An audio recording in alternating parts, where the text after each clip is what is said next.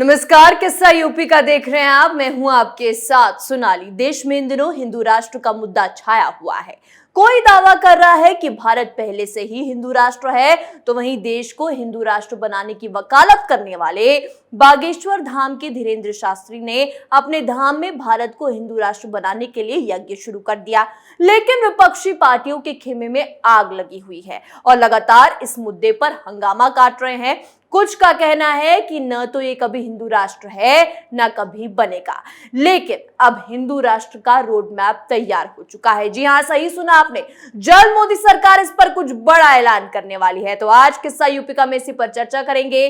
चर्चा के लिए हमारे साथ स्टूडियो में मौजूद है कैपिटल टीवी के एग्जीक्यूटिव एडिटर राजीव जी।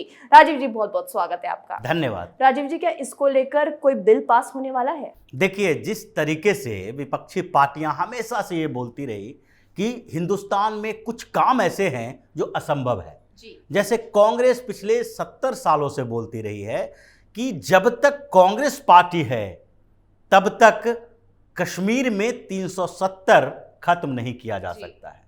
कश्मीर पर कोई फैसला सरकार नहीं ले सकती है। वो मुसलमानों के साथ खड़ी रहेगी और कश्मीर को विशेषाधिकार मिलता रहेगा। लेकिन हुआ क्या? ये असंभव सा बात जो बार बार विपक्षी पार्टियां करती रही थी, कांग्रेस उसकी अगुवाई करती रही थी, जब सत्ता में थी तब भी और जब सत्ता से बाहर हुई तब भी। लेकिन हुआ क्या? ये असंभव सा दिखने वाला काम मोदी सरकार में हो गया। आर्टिकल 370 कमजोर हुआ, कश्मीर से विशेष राज्य का दर्जा खत्म किया गया, संविधान वहां का खत्म हुआ, झंडा खत्म हुआ और यहां तक कि जो इन लोगों ने तमगा दिया था शेख अब्दुल्ला को, शेर कश्मीर का तमगा भी उनसे छीन लिया गया। यानी कि वो सारे फैसले कश्मीर पर हुए जो इन लोगों के माध्यम से कहे जाते थे कि असंभव है।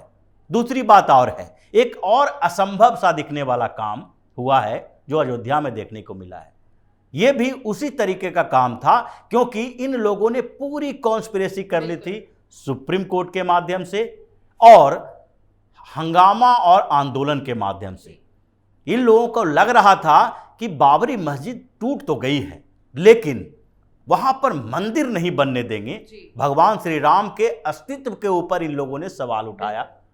प्रमाण मांगे गए हमारे ईश्वर के लिए, भगवान के लिए, कि आप बताओ कि यहां पर राम मंदिर था, इसका प्रमाण क्या है। जबकि वहां पर जो भी सबूत मिले हैं मंदिर के, वो राम के प्रमाण की जरूरत नहीं है। इस देश में, हिंदुस्तान में, हमें हिंदू धर्म के ईश्वर के लिए प्रमाण देना पड़े तो ये बहुत बड़े शर्म की बात है हिंदुओं के लिए, सनातन धर्म के संरक्षकों के लिए। लेकिन वो भी असंभव सा काम होके रह गया। अब सबसे बड़ी बात जो है इस देश को हिंदू राष्ट्र घोषित करने की। अब ये लोग फिर से यही बात बोल रहे हैं कि भारत हिंदू राष्ट्र न कभी था, न है और न ही बन पाएगा, क्योंकि ये असंभव सा काम है।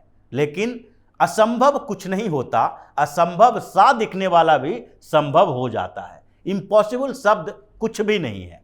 और मोदी सरकार ने जिस तरीके से पिछले 8 सालों में बड़े बड़े फैसले लिए हैं जो इन लोगों के बस में नहीं था, चाहे सुप्रीम कोर्ट को लेकर हो या विशेषाधिकार प्राप्त वर्ग को लेकर हो या फिर अयोध्या पर जो फैसला लिया गया या फिर कश्मीर पर जो बड़ा फैसला लिया गया, यह भी इन लोगों को लगता था कि पाकिस्तान प्रायोजित आतंकवाद को सबक सिखाने के लिए पाकिस्तान के ऊपर स्ट्राइक किया जाना, हमला किया जाना असंभव सा काम है।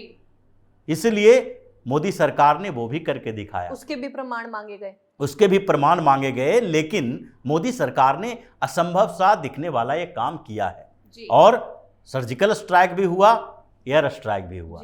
अब सबसे बड़ी बात है हिंदू राष्ट्र की, जो असंभव सा दिख रहा है लेकिन है नहीं, क्योंकि हिंदू राष्ट्र बनाने से संविधान रोक नहीं कहता है। संविधान में क्या है? संविधान में सबसे पहले सेकुलर वर्ड की चर्चा, जिसको ये लोग धर्मनिरपेक्ष कहते हैं, वो बेसिकली सेकुलर शब्द का जो संविधान के अंदर हिंदी में भी ट्रांसलेशन किया गया है, उसमें पंथ निरपेक्ष लिखा गया है, धर्म निरपेक्ष नहीं लिखा गया है। लेकिन सेकुलर शब्द जोड़ने की चर्चा संविधान सभा के अंदर हुई। संविधान सभा के अंदर केटी शाह ने यह मामला उठाया था, जवाहरलाल नेहरू भी उस पर चर्चा किए थे, बाबा साहब भीमराव अंबेडकर भी थे। ये सारे लोगों ने चर्चा की और उसके बाद ये मान लिया गया कि सेकुलर शब्द जोड़ने की जरूरत नहीं है। फिर क्या हुआ? कांग्रेस की ही सरकार थी, इंदिरा गांधी की डिक्टेटरशिप थी और 42वें संशोधन में संविधान के जो प्रियम्बल है, उद्देशिका है, उसके अंदर जोड़ा गया क्या? समाजवाद और सेकुलर, यानी सोशलिस्ट सेकुलर स्टेट बनाया गया हिंदुस्तान को। ये दोनों शब्द जोड़े गए हैं संविधान के संशोधन करके। अगर संशोधन से जोड़े जा सकते हैं तो संशोधन से हटाए भी जा सकते हैं।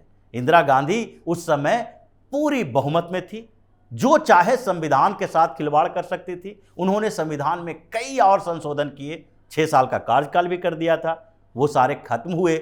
और उसके बाद जो सेकुलर और सोशलिस्ट ये 2 शब्द जोड़े गए थे, ये दोनों ही गलत शब्द हैं जो प्रियम्बल में नहीं होना चाहिए। हम भारत को समाजवादी क्यों कहें? समाजवादी शब्द क्यों इसमें जोड़ा जाना चाहिए?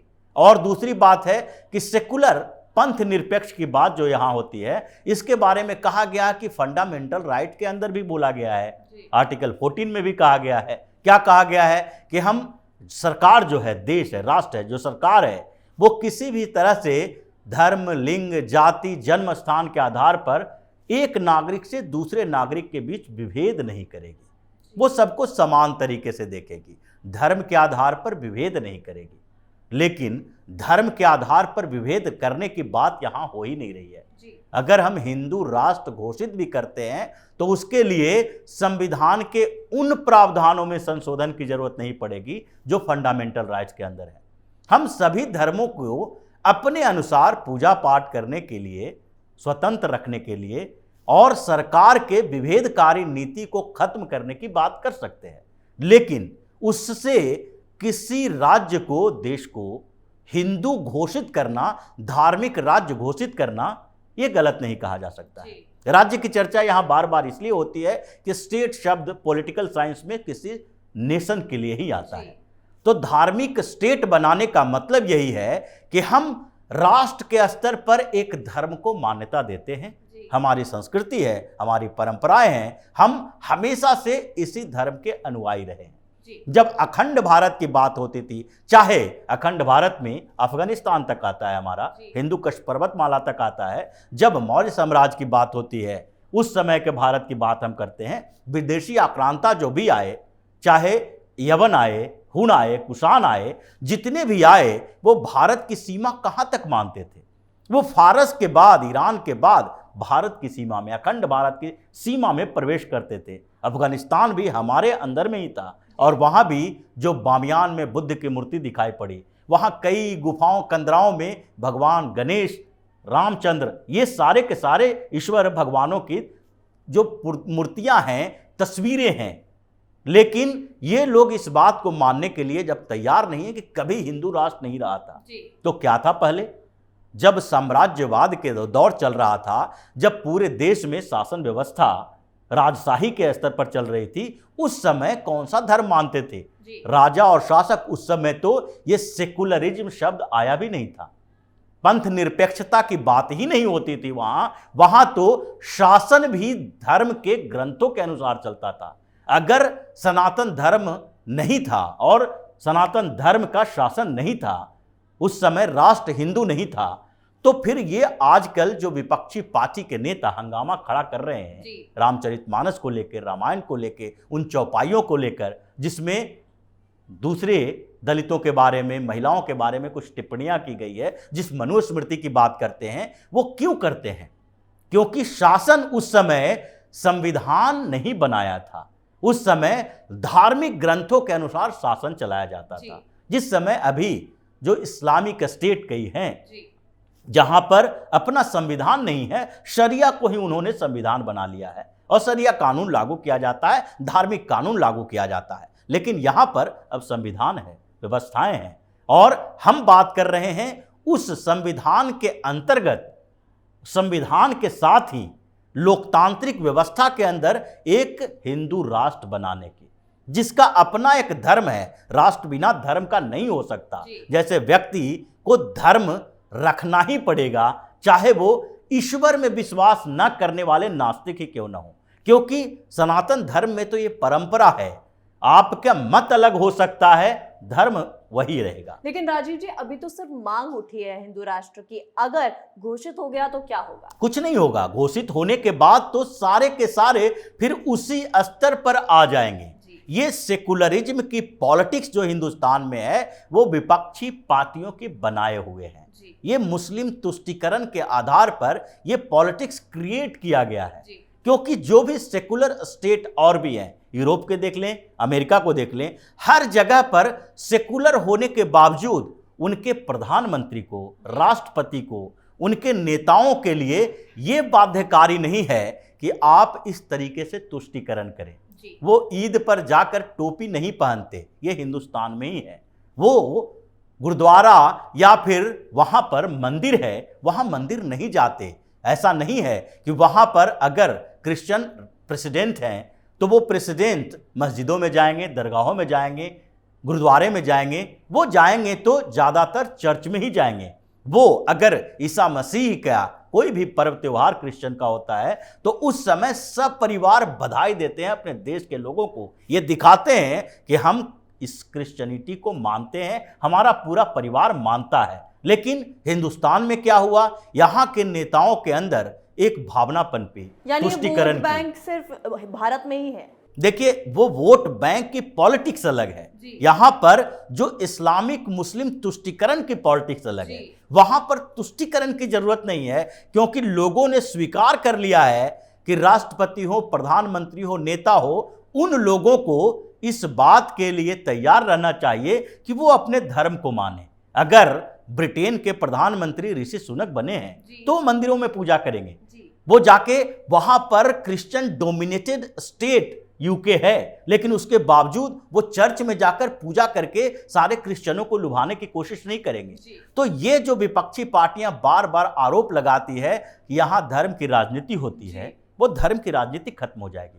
यहाँ के हर व्यक्ति को इस बात के लिए तैयार रहना चाहिए, चाहे हिंदू हो या मुस्लिम हो या क्रिश्चियन हो या सिख हो, कोई भी ये बात एक बार स्वीकार कर ले कि धर्म की राजनीति खत्म करनी है, तुष्टीकरण की राजनीति खत्म करनी है। ये लोग जो हिंदू धर्म के आधार पर राजनीति करते हैं, जैसे कि सपा बसपा जैसे नेता भी, पार्टियां भी है, नीतीश कुमार और लालू यादव की पार्टियां भी है, ये लोग जो बार बार टोपी पहन के मस्जिदों में जाने का स्वांग रचते हैं, वहां जाकर ये नमाज पढ़ते हैं या पूजा करते हैं, ये तो खुद यही बता सकते हैं। ये पॉलिटिक्स अगर खत्म करना है तो इसके लिए जरूरी है कि देश का एक धर्म घोषित कर दिया जाए, हिंदुस्तान को हिंदू राष्ट्र घोषित कर दिया जाए और इस तुष्टीकरण की राजनीति को खत्म किया जाए। जैसे ही हिंदू राष्ट्र घोषित होगा, ये लोग फिर खुद ही उसी हिंदू राष्ट्र के आधार पर पॉलिटिक्स करने लगेंगे और धर्म की राजनीति खत्म होगी, विकास की राजनीति फिर से चालू होगी। इसीलिए इसको इतने सालों तक बिल्कुल दबा दबा के कांग्रेस ने रखा है, लेकिन अब हिंदू भी जागा है, हिंदुस्तान भी जाग गया है और जो रोड मैप तैयार हो रहा है मोदी सरकार के, उसमें हिंदू राष्ट्र घोषित किया ही जाना है। इसके लिए संविधान संशोधन की जरूरत है और संविधान संशोधन के लिए 2024 में इतना बड़ा मैंडेट अगर मोदी सरकार को मिलता है, जिसके बाद इन्हें विपक्षी पार्टियों के सहारे की जरूरत नहीं पड़ती है संविधान में संशोधन करने के लिए, लोकसभा और राज्यसभा में, उसके बाद हिंदू राष्ट्र घोषित होगा और इसके लिए पूरे का पूरा रोड मैप तैयार है। बहुत बहुत धन्यवाद राजीव जी बातचीत। धन्यवाद। जी हाँ, तो हिंदू राष्ट्र को लेकर अब आवाज तेज हो गई है, इस पर रोड मैप तैयार हो चुका है और जल्द संविधान में इसको लेकर बदलाव होगा। लेकिन इस खबर से विपक्ष के बैठे लोगों के बीच अफरा तफरी का माहौल है, क्योंकि बार बार वो इस बात पर जोर दे रहे हैं कि भारत हिंदू राष्ट्र कभी नहीं बनने देंगे। लेकिन अब कुछ कहने सुनने का मौका नहीं मिलने वाला है, क्योंकि मोदी सरकार जल्द हिंदू राष्ट्र को लेकर बड़ा ऐलान करेगी, जिससे विपक्ष की दुकान बंद होने वाली है। आज के हमारे शो किस्सा यूपी का में इतना ही। देखते रहिए कैपिटल टीवी उत्तर प्रदेश। नमस्कार।